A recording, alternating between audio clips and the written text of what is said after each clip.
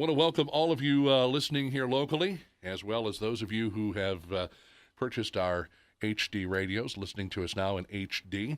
And I also would like to welcome all of you listening online, because our first guest is someone we've had an opportunity to talk with several times in the past. It's great to have him back on this morning. He is the author of Good Gun, Bad Guy 2, Destroying the Anti-Gun Narrative. He is Dan Wos, and he joins us here this morning on KRMS. Dan, good morning to you. Great to have you back on the air.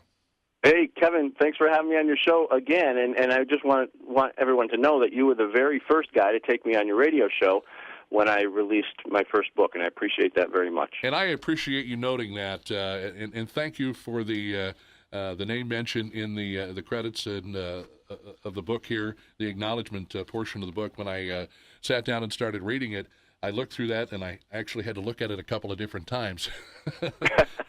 But I appreciate that, and so thank you very much. It's great to have you back on the program.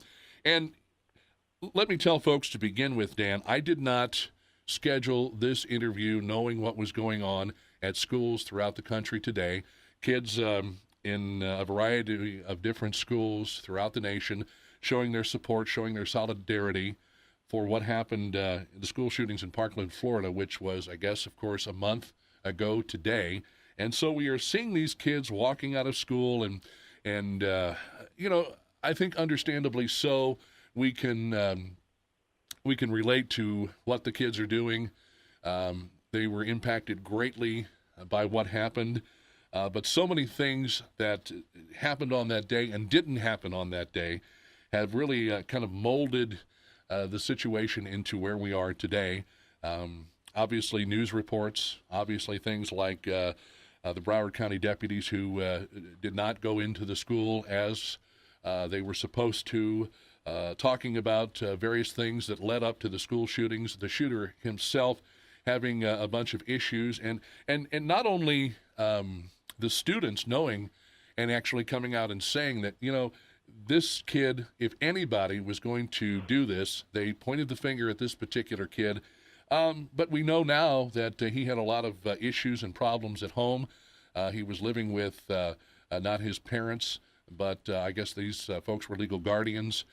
We know that the police were called to this home numerous times. We know that there were a number of issues with this kid going online, and really the writing was on the wall, Dan, but everybody pretty much ignored it until it got to this particular point.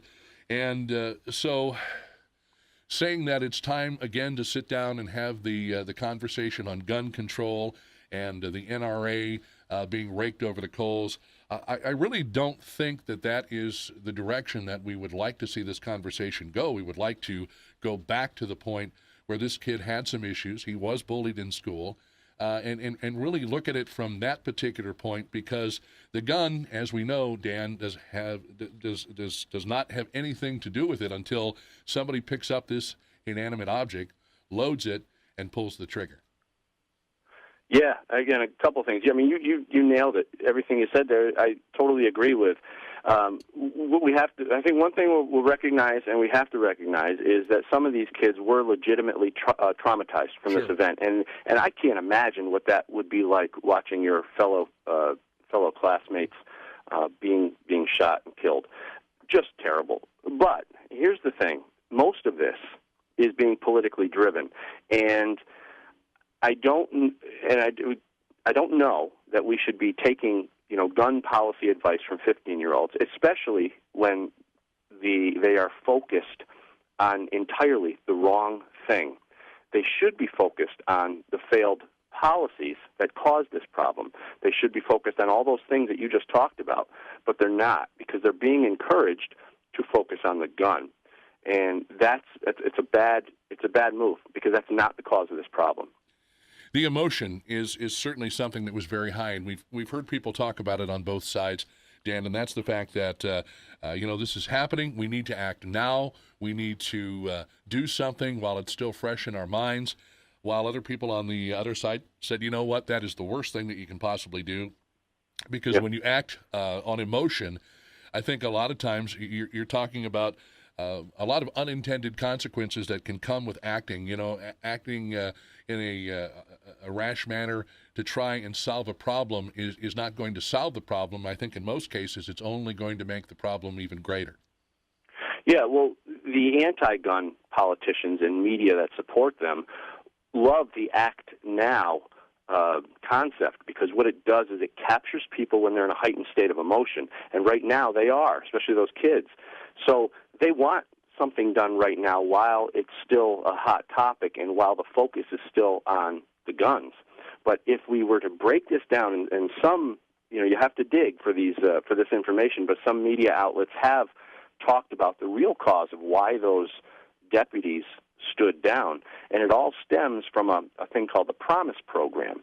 The Promise Program was implemented because it was a sort of a stand down program designed to, as they said, shorten the racial achievement gap, where they found out by doing studies that in schools, black students were graduating at a rate of 61% as opposed to white students who were graduating at a rate of 81%.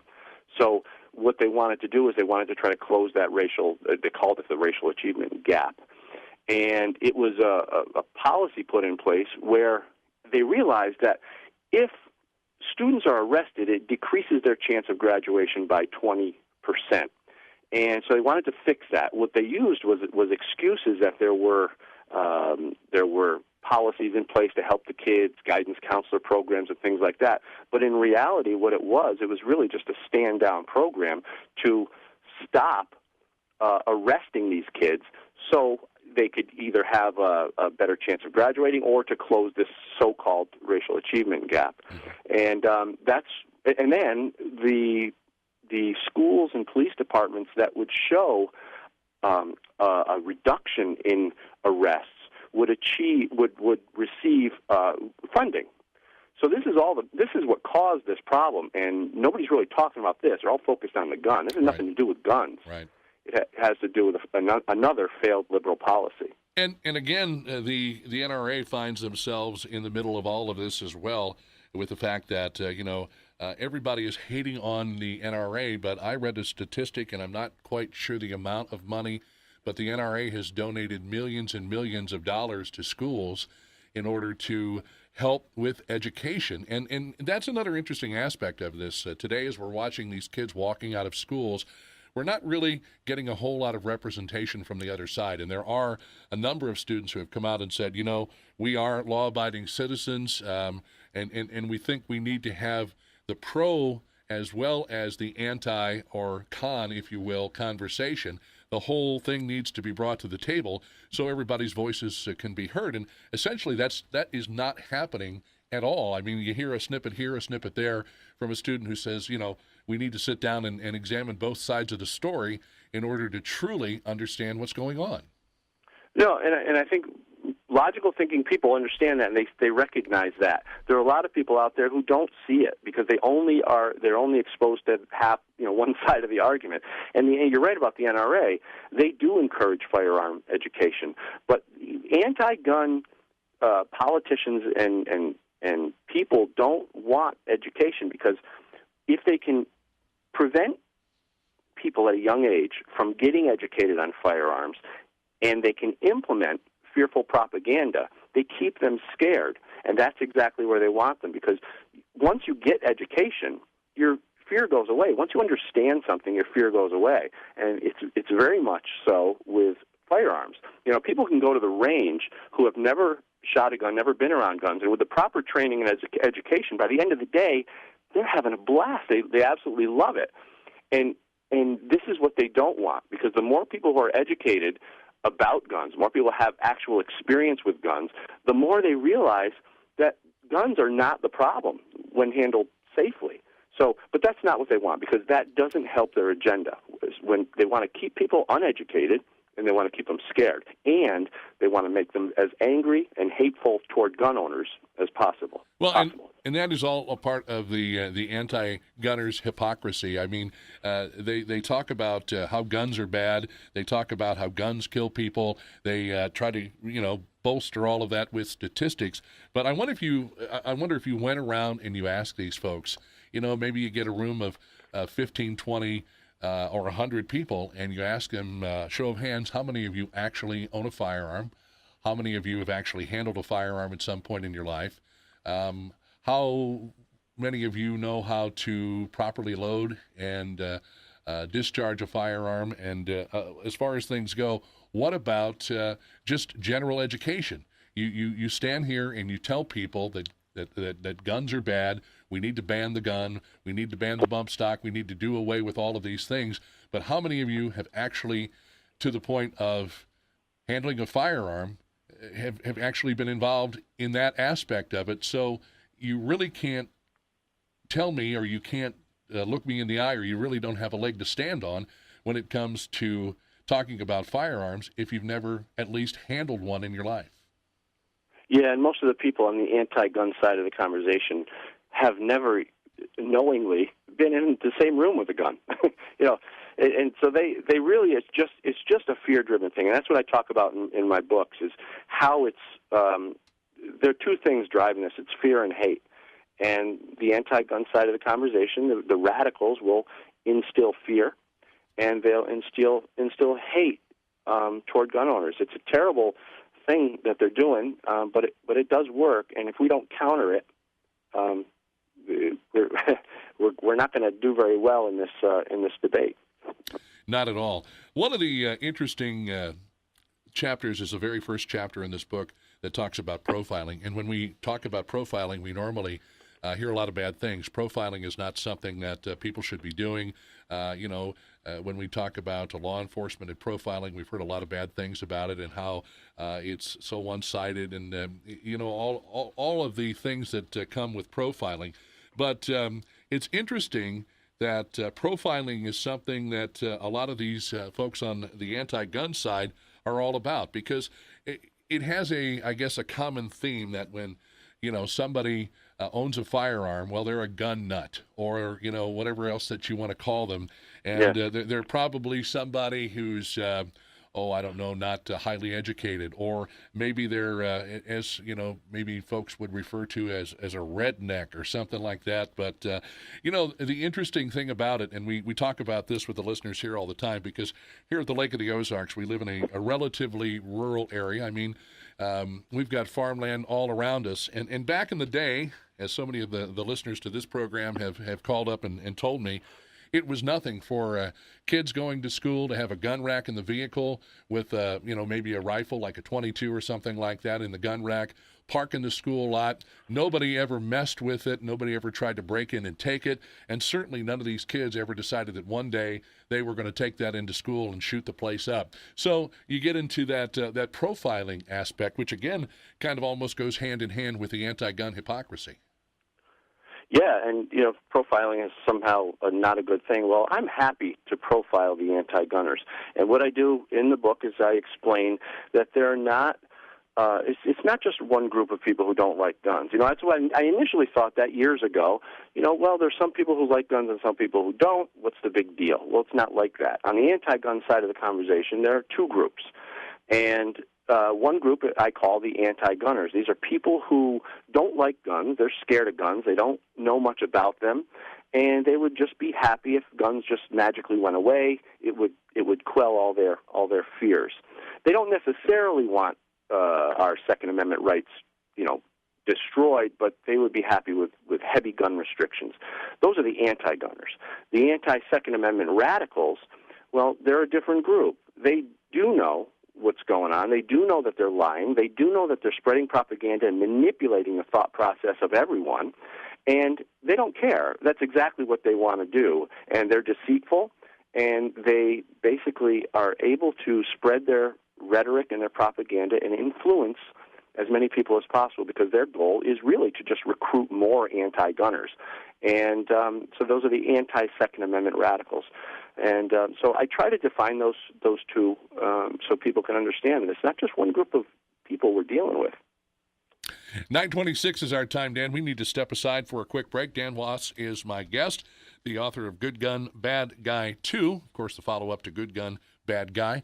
You are listening to the Morning Magazine on News Talk KRMS. My name is Joan Mitchell. I started having trouble with plantar fasciitis long before I knew that's what it was. I had gone to the doctor about a year and a half before I came to Back to Life Laser Therapy Clinic. I had spent money on orthotics, on cortisone injections. When I started the therapy, the very first session, I could tell a difference. I could tell something was different. I would highly, highly recommend the laser therapy to anybody who has plantar fasciitis and is struggling with it and can't seem to get better. Go to backtolifelaserpc.com or call 573-693-1375 today.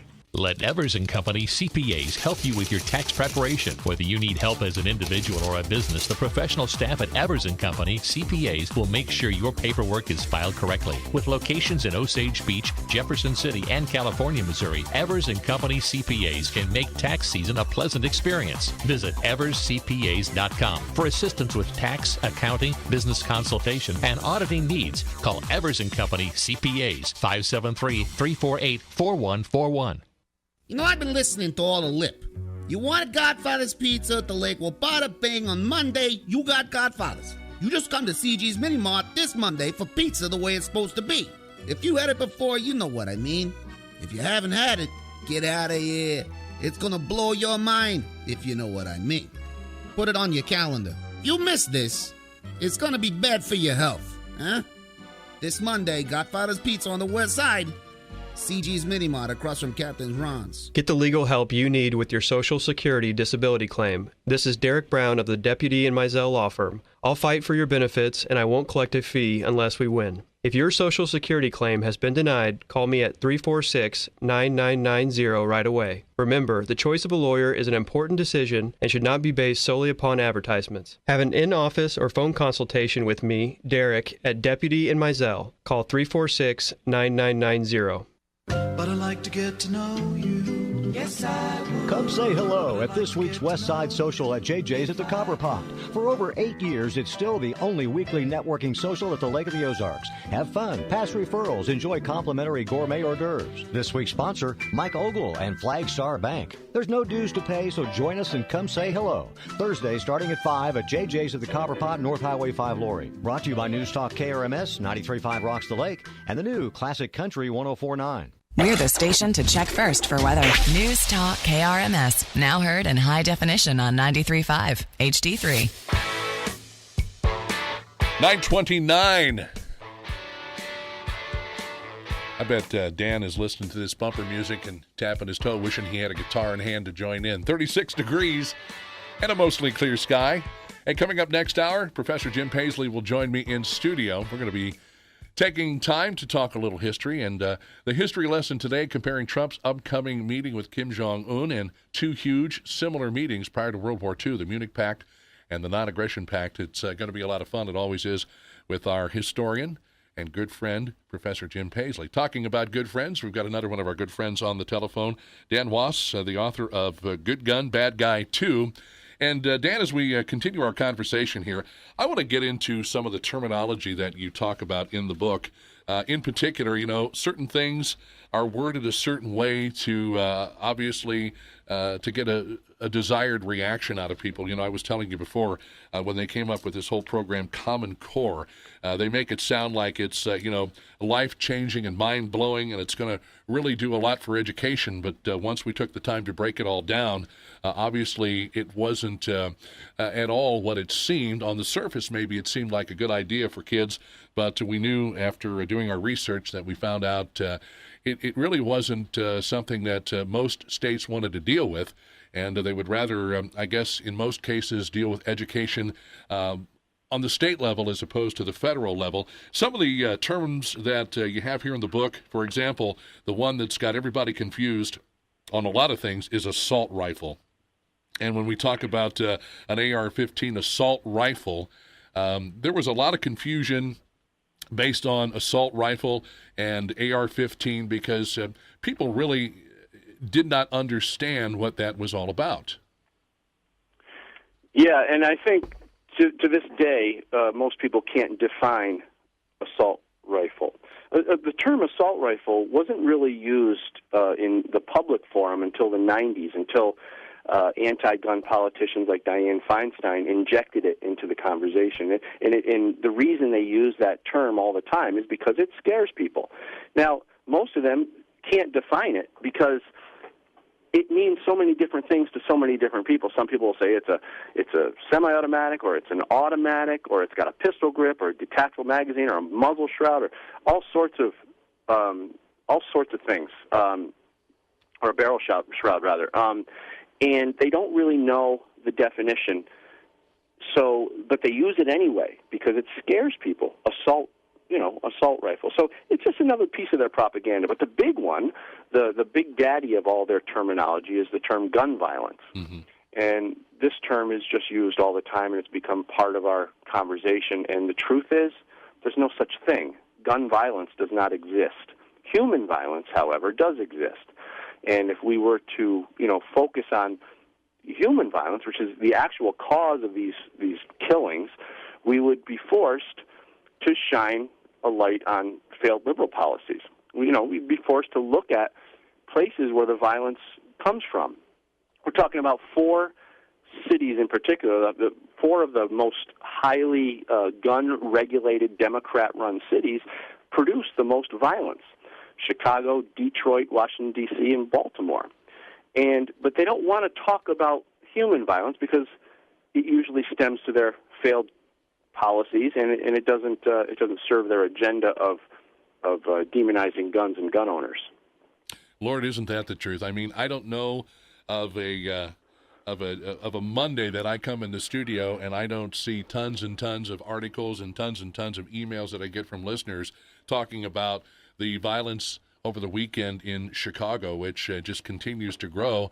And I was even looking at something yesterday that occurred on yesterday's date in history, where a gunman walked into a school in Scotland, of all places, where over in Europe they're doing everything they can possibly do to keep guns out of the hands of people so that those sorts of things don't occur. But what you want to look at and what you want to understand is a law is created to deal with something or someone after the fact.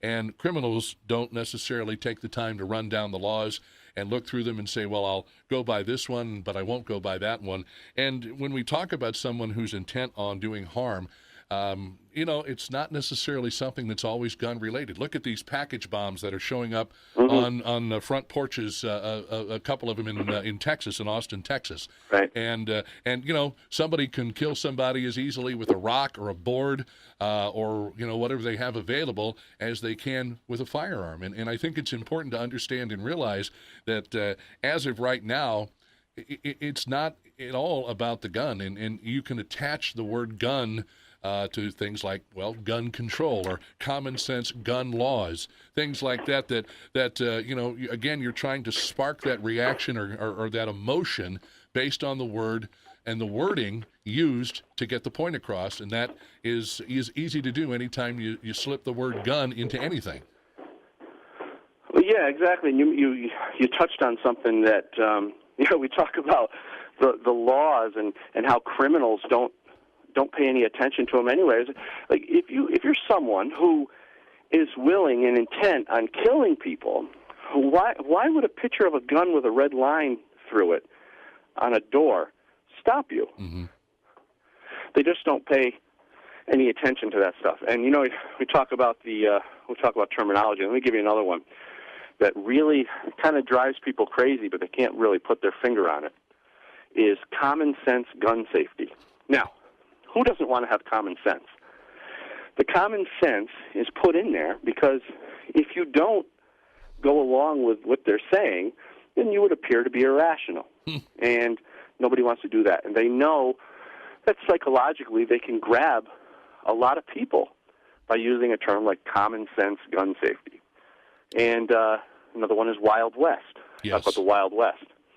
They want you to think that if we have people carrying handguns in public, that there are going to be all sorts of shootings, and it's just going to be crazy.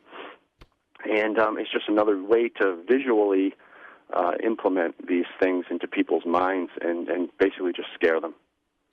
I have seen here on numerous occasions at the Lake of the Ozarks people that we became a constitutional carry state, and you mentioned this in your book back in 2016.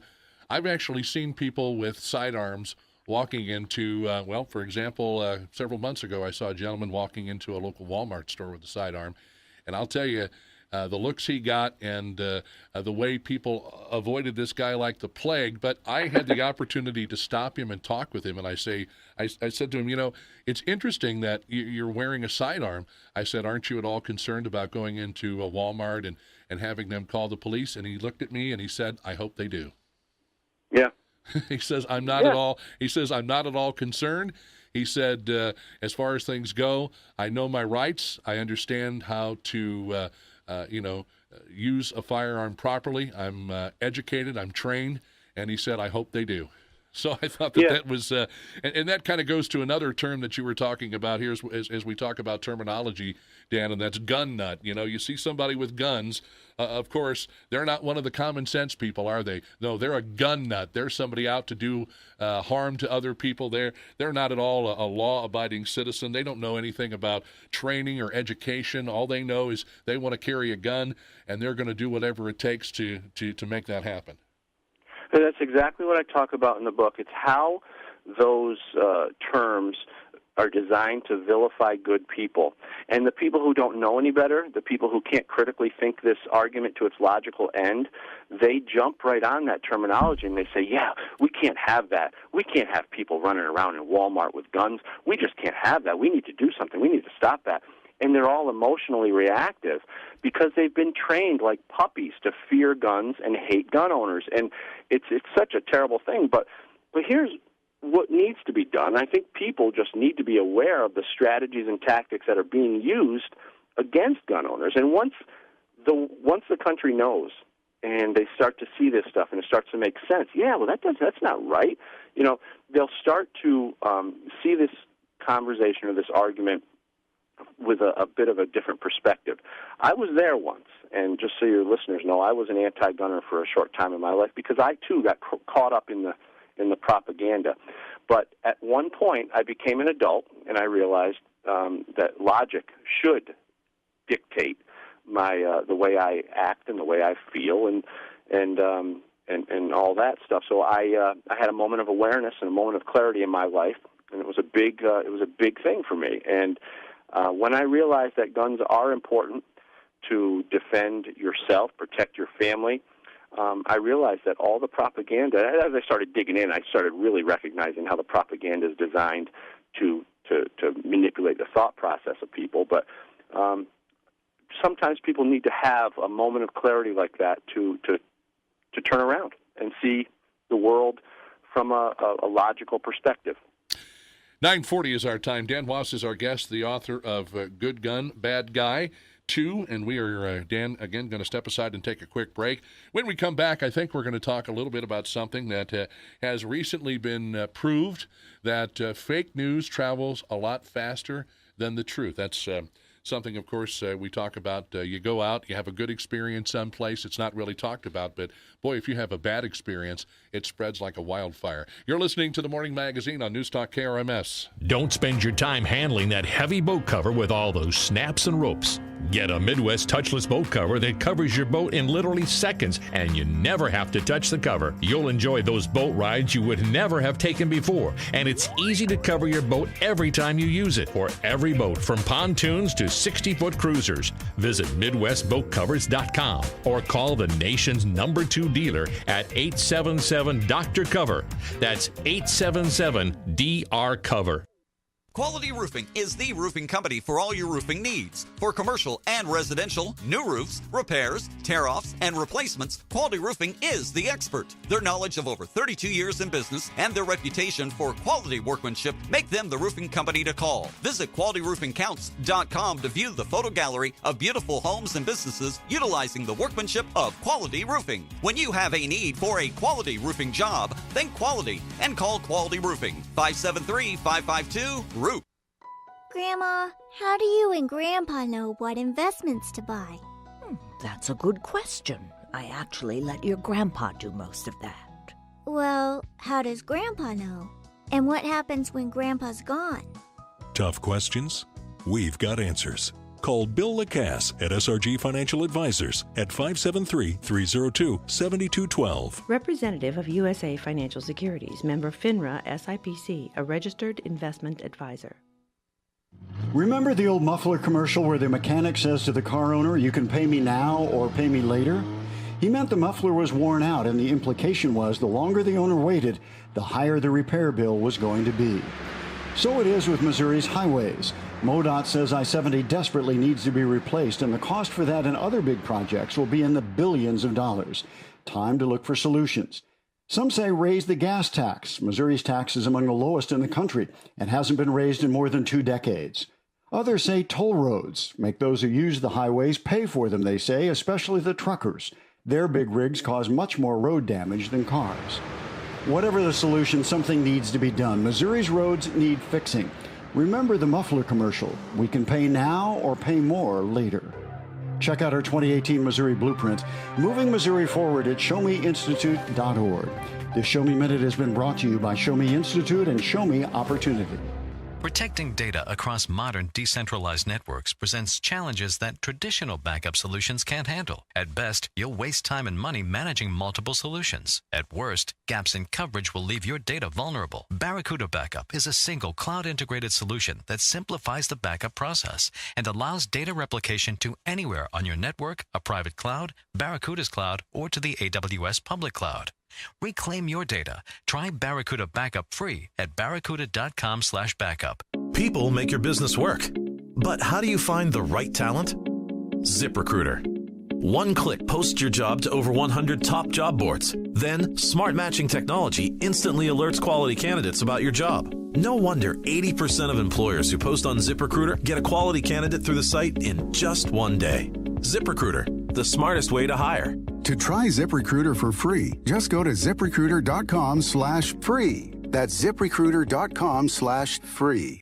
The Healing Box Project will host a St. Patrick's event at Lake Malou on Saturday, March the 17th from 5 until 8 p.m. Proceeds benefit local veterans. Tickets are $20 for all-you-can-eat shepherd's pie, cabbage steak, Irish potato bites, coffee, and teas. Enjoy live music by Double D. This event is sponsored by Burke Anglin Freedom Equity Group, Lake Patio and Spas, Elite Roofing and Siding, Ellis Battery, Classic Country 104.9, KRMS, and 93.5 Rocks. Visit the Healing Box Project on Facebook for more details.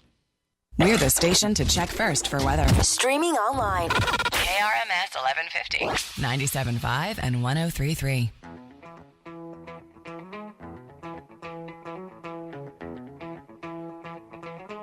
$9:44. These guys are going to be coming through town with Steely Dan, I believe, in the month of June. That's right. June 18th, they'll be in Kansas City at the Starlight Theater. And June 19th in St. Louis at the Hollywood Casino Amphitheater. Doobie Brothers, Steely Dan, should be a pretty good show. You get a chance to catch that.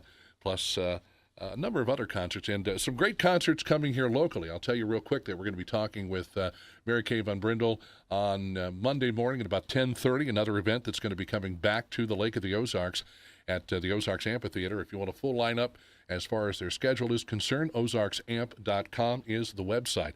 Our guest is Dan Wos, the author of Good Gun, Bad Guy 2, Destroying the Anti-Gun Narrative.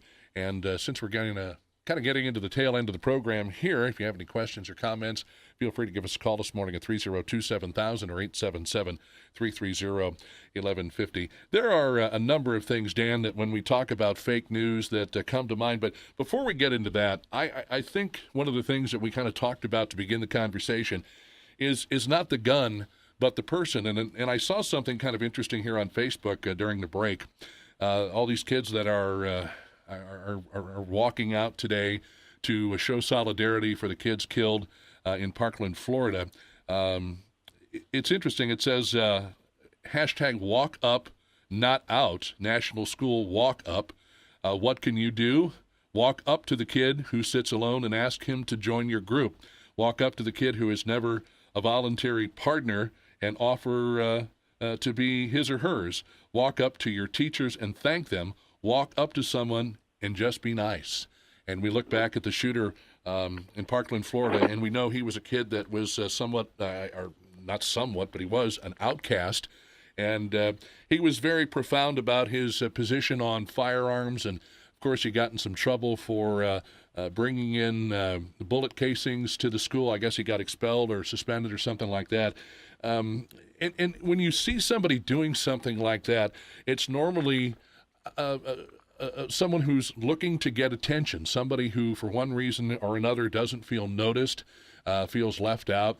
As we said earlier, you know, the kids all thought that if something like this was going to happen, that the shooter, in this particular instance, would be the one to do it. So they knew he was someone of concern. But did anybody actually take the time to try to get to know this kid? Did anybody try to take the time to, with all of the incidents that had been happening with police coming to his house, the FBI knowing it, did anybody actually stop and say, hey, rather than ignoring this kid, let's bring him into the conversation. Let's make him feel like he's part of the group. Let's show him that he does matter. I mean, because you've got all these kids walking around talking about not bullying other students, and we talk about cyberbullying and all the things they're doing to try and incorporate kids as opposed to leaving them hanging out to dry, and then eventually something happens where the shooter in this particular instance had enough or whatever caused him to go into the school and shoot it up. Did anybody honestly take the time to make this kid feel wanted, to feel like he was part of whatever, the part of the group, part of the school, part of the conversation, whatever? And then, that's what we need to look at more than likely in instances like this. Looking at the people, you talk about the mental health issues, you talk about the people, because it's not the gun that is killing people, it is the person that picks up the gun for one reason or another and decides it's time to get into a situation like that. Yeah, it's a great point. I don't know if if anybody tried helping this kid out, if any of his fellow classmates tried helping him, tried being his friend or whatever. But I'm watching right now a little clip on Fox News that they're filming at LaGuardia High School in New York City, and there are hundreds of kids out in the street, and I am just I'm ashamed and I'm disappointed that this many kids can be so manipulated to be focused on the wrong thing, to be focused on this as a gun problem. It just goes to show you just how powerful the media is and their influences are. It's a shame. They really should be focused on what's at the cause of these killings. And like you said, that kid, he needed help, and I would imagine nobody came to his rescue. Well, and that's essentially what we're talking about. Looking at people for who they are, and you talk about so many times when people in the military come home and they try to make the transition from being in the military to civilian life, and we talk about people with PTSD and so many other things that affect folks mentally. And again, I guess when somebody gets into a certain mode, I've never been there myself. I've talked to people who treat these types of people, but I've never really experienced anyone firsthand that had been in a situation like this where they just get to a point where enough is enough and they snap, and they don't really have the mental capacity to be functioning like and I say a normal human being, and that's a pretty broad term when you think about it sometimes. But in all honesty, we need to start looking at the people and dealing with the people rather than trying to take things away from people, because again, the unintended consequences that come with something like that, or you're looking at law-abiding citizens, Dan, who have every right to own a firearm, who get the training, who get the education, who practice and continue to practice, and it's not fair to put those people in jeopardy because they're law-abiding citizens. And again, and it's tough sometimes. I think sometimes, like the case in Parkland, Florida, Dan, where the writing was on the wall and everybody ignored it, but then there are those people that maybe one day seem perfectly on top of their game, and then the next day you question some of the things maybe they're saying or doing. So that's the work for psychiatrists and psychologists, and that's something that it's probably a good thing that you and I don't understand what goes on in the mind of a killer, because if we did, then we might actually have those thoughts. And we struggle with it, trying to understand what causes people to do such horrible things. And we try to understand, and it's probably a good thing that we don't. But then you have the media creating these narratives that influence people to go against the wrong thing. They're not. These kids should be out there protesting against failed government policies, against the failed police department, against all sorts of things. But they're not, because they're convinced that it's about guns. And I'll give you an example of. You mentioned fake news. One example would be they'll ask questions to get people's brains engaged in thought on an anti-gun perspective. So they'll say things like, because fake news is not always just lies. It's perception. It's how they can guide you in a way to perceive something a certain way that they want you to perceive it. So they'll say things like, because guns are dangerous, what restrictions do you think should be implemented? Now, when you hear a question like that, your brain is instantly going towards solving the problem. That's what our brains do. They solve problems, or they're problem-solving devices. So when you say, because guns are dangerous, your brain kind of instinctively assumes, okay, yeah, guns are dangerous, and then you're working on the next part of the question. What restrictions do you think should be implemented? So now, rather than question the first part of it, because guns are dangerous, and I would say, of course they're not. They save 60 to 80 times more lives than they're used to take. So that's just a false premise. But most people don't think about that. They'll just go on to answer the question because it's naturally what we want to do is solve the problem. So they're thinking about what restrictions should be implemented. The whole thing is based on a false premise. It's misleading, and it's designed to serve their agenda. Does that make sense? It's a litmus test is what it is, because you put somebody in a position of control and you say to them, what would you like to see? What do you think needs to be done? And you're essentially poking and prodding at these people for ways to come up, ways, I guess, to come up with an approach that you can use that makes sense. Well, if so-and-so says this is what they'd like to see, maybe there are other people that feel the exact same way. So what you do, it goes back to the psychology of the whole thing. Putting somebody in a position of control and making them feel as though they're the one who's making a difference, and then you utilize that on other people. Well, so-and-so said this is what they'd like to see. Well, what do you think? And so it's the whole psychological aspect, and the anti-gun folks know how to use it very well. Yeah, they do. It's like if I were to say, well, because we know red cars are faster, do you think we should put an age restriction on who is able to purchase a red car? Right. Obviously we know red cars aren't faster. It's ridiculous. But the question is designed to get you focused on the age requirement, the type of restriction, and things like that. It's very misleading. And, it's just, I wish people would be more aware of it, and I wish the fake news outlets would stop doing it, because they're really just manipulating people to think a certain way. Exactly. If you tell somebody long enough that even though the sky is blue, it's green, and you tell them long enough, eventually they're going to buy into it. They're going to believe it. And they're not going to take the time to do the research and get the education and find out for themselves that the sky is really blue and it's not green.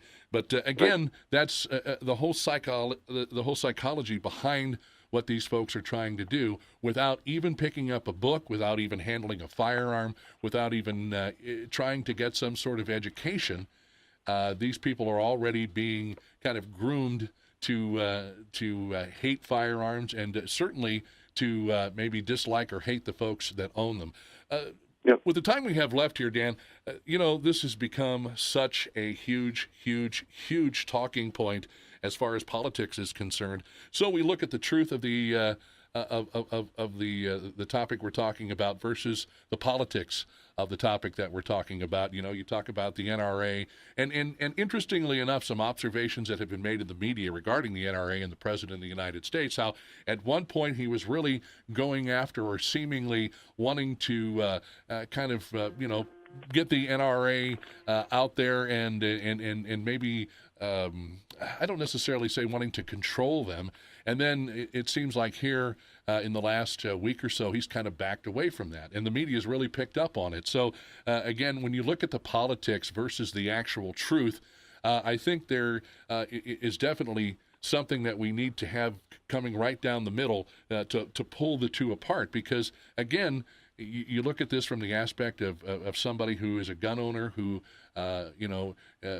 enjoys their Second Amendment rights and goes through the whole process. But you look at those people in Washington, D.C., and in state legislatures, and even on the local level, that are all about guns are bad, guns hurt people, and this is what we're going to do to stop it. This is the legislation that we're going to introduce and really get behind and almost in some cases even force through to try to do away with guns, gun-free zones, and the like. Yeah, exactly. This is all about politics. This is really not about guns because the left has their causes. They have their fake racism that they want to appear to be larger than life. They have their fake sexism that they want to appear larger than life. And they have their fake gun violence and all their strategies around gun violence. These are just pieces of their puzzle. This is really not about guns.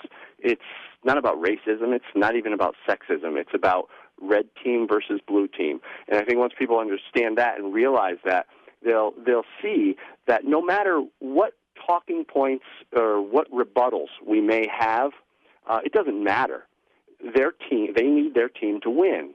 And the difference between the left and the right that I've found is that people on the right, conservatives, Republicans, tend to be more value-based. We want traditional American values. We support our Constitution, our Bill of Rights, and we want to live in a free country.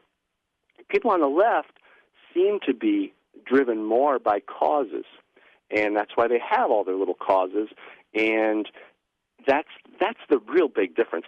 So people often say, well, can we find common ground? Well, I can't find common ground with people who push, who are race baiters, people who push for unjust gun restrictions and tell you, well, I support your Second Amendment, but I think we need common sense gun restrictions. I can't support any of that. I can't come to any common ground with people who aren't supporting our Constitution, our Bill of Rights, and our traditional way of life.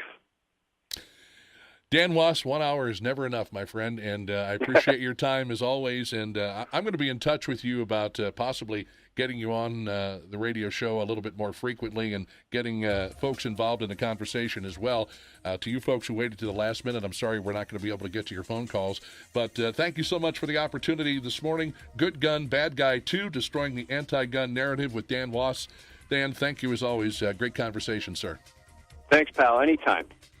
We are going to take a break, get you up to the top of the hour with CBS and local news. Shooting for that high today of around 60. Well, we're inching up there to 38 degrees and a mostly clear sky at the beautiful Lake of the Ozarks. You are listening to KRMS. The voice of the lake, KRMS. Osage Beach and KMYK HD3 Osage Beach.